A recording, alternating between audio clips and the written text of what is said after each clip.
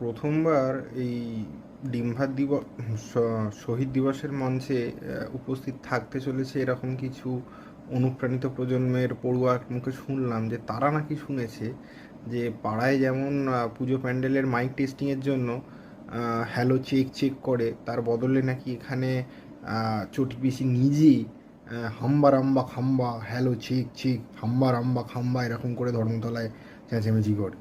কিন্তু আমার তা নিয়ে আগ্রহ নেই। আমার আগ্রহ খুব তাকে নিয়ে যে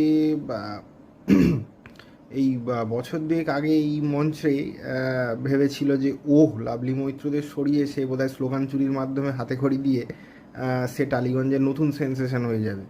সে কি এখন বাড়িতে বসে এইসব দেখছে আর ক্যাকাছিচি করছে? এইটাই হচ্ছে এখন আমার কাছে সবচেয়ে বড় প্রশ্ন। যতই কাঁদর রাজন না, যতই করো নানান না, ওই ভণ্ডামি আর ভিকটিমের ফারাক মোছা যাবে না।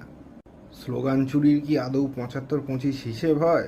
ওরকম একা একা ফুটেজ খেলে হয়?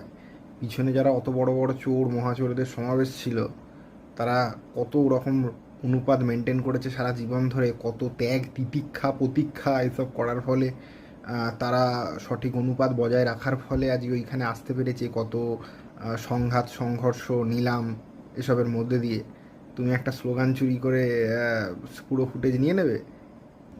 যাকে ইমপ্রেস করার জন্যই অত লাফালাফি, অত কাণ্ড, অত স্লোগান চুরি, সে তো নিজেও সব জানেই না যে এসব খায় না মাথায় দেয়, কোথা থেকে উড়ে এলো।